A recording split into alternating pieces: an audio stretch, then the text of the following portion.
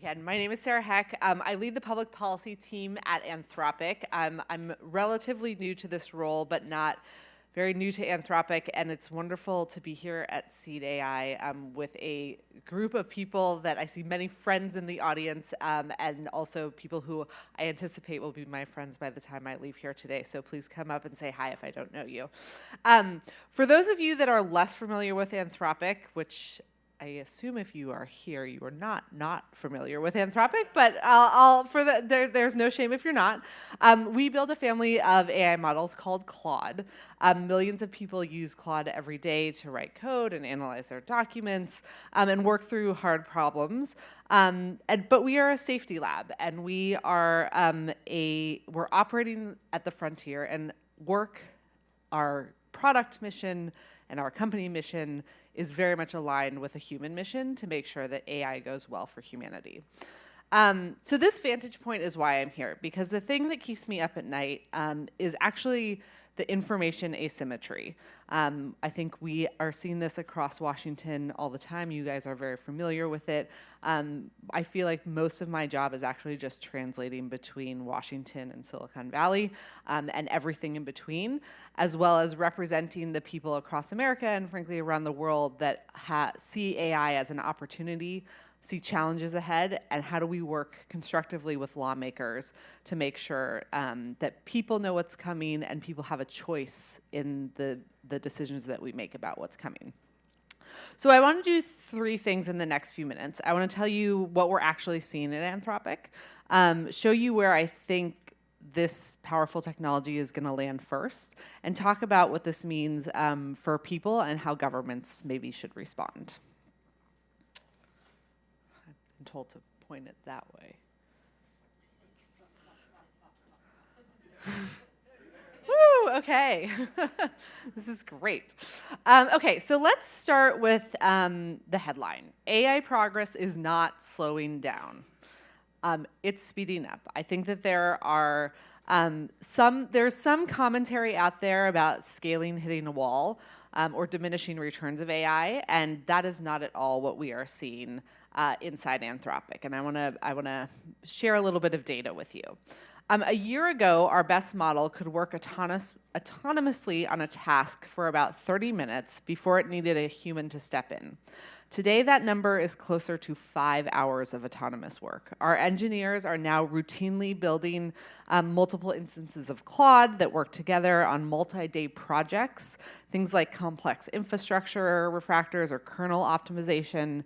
And most of our senior engineers haven't written lines of code in weeks. We're now seeing that more than 90% of Claude Code's code is written by Claude Code. Across Anthropic, more broadly, we're seeing that 70 to 90% of the code that's written for our products and development are actually written with Claude Code. And for those of you that are not coders like me and are totally untechnical, this also means that non-technical people are writing code with Claude Code. So if you haven't checked it out, I highly recommend that you go check out Cowork, and you can join me in becoming a technical person that is totally untechnical. At the same time, we're seeing a rate of human intervention in highly complex tasks.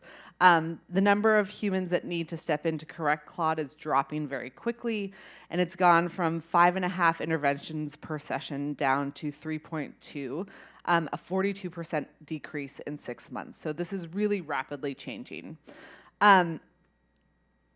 Being more productive, not having humans step in for longer periods of time, of course, is important.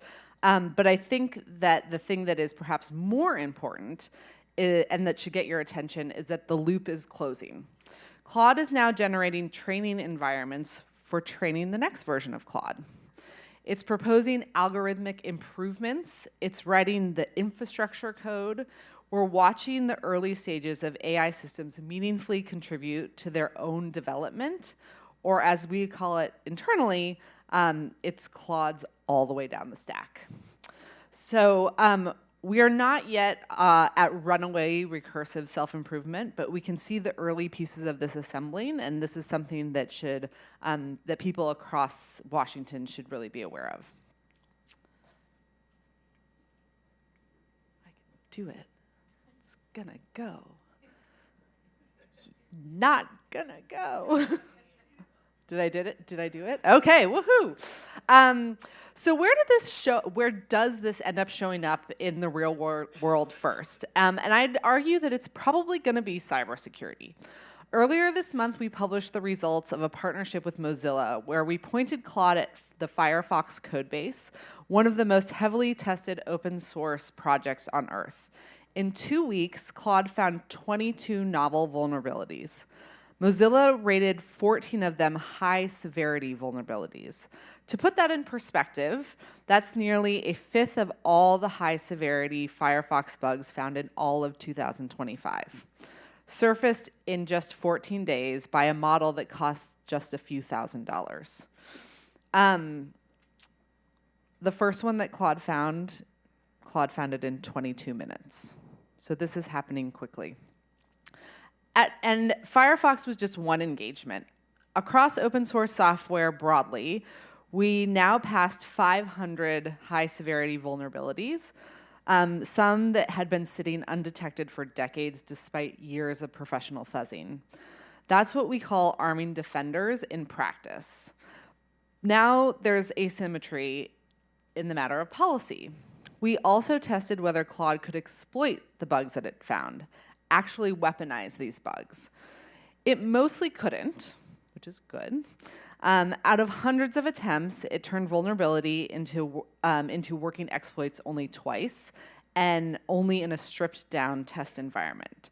So right now, today, defenders definitely have the advantage. Finding bugs is cheap, and exploiting them is still hard. We're in that window. But if you want to know the other side of the what the other side of the window actually looks like, last year we documented the first large-scale AI direct cyber attack.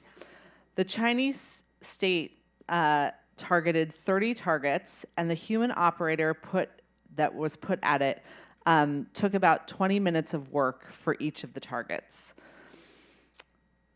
These targeted campaigns ran autonomously for hours, and exploits like these will only increase in scope and speed. And so we are really in a moment where the defender's window is open, but it is closing, and we need to ensure that cyber defenders actually have the upper hand.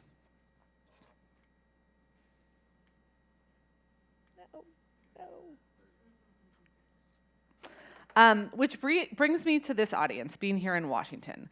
We are approaching America's 250th anniversary, and it's worth remembering, I think, that transformative technology is part of our history as Americans. The railroads, electricity, the internet, they all required government to act as both enablers and the entity that puts on guardrails, often at the same time, and I don't think that AI is any different. The administration recently released the AI framework, and it is, I think, actually the catalyst that Washington needs on these issues. Given how fast the technology is moving, we need to sprint and ensure that the government keeps up. We agree with the administration that we need this national framework to protect children, to protect the economy, to work on national security, and work on innovation. And we're definitely at Anthropic looking forward to engaging vigorously with Congress and the White House so that we can make sure that we get it right, because the window is closing to get this right. But what does this actually look like? First, we need to close the visibility gap. The numbers I just shared with you are not part of public benchmarks. What's happening inside frontier labs is increasingly invisible to outside observers. Congress and the administration need to have structured, regular visibility into frontier capabilities, not just because we're proactively giving it to them. Anthropic publishes our safety testing, and we think that that should be the floor and not the ceiling. Second, we need to harden our critical infrastructure systems now, yesterday, the day before yesterday.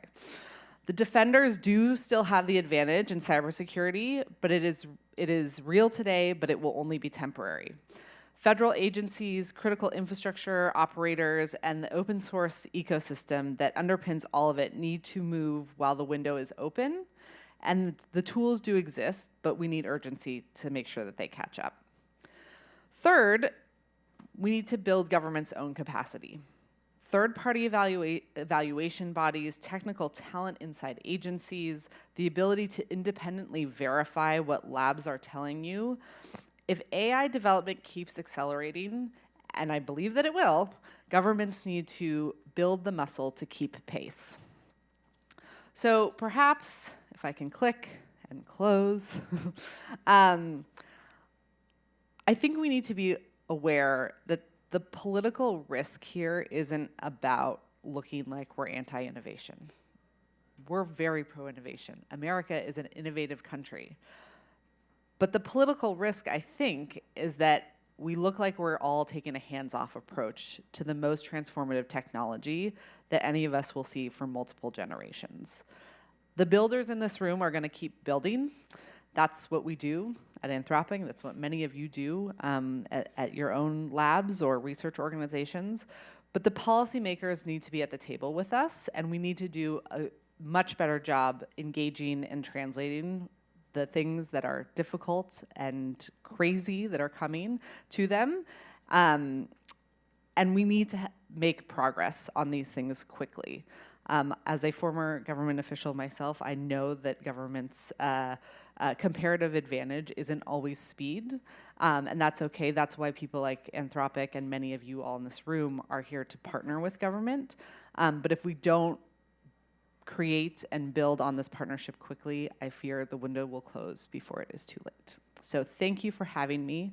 I'm excited about the future. I'm excited about working with all of you and having Anthropic work with all of you on this audacious task that we have ahead of us. And I feel like America will be stronger for the work that we do together. So thank you.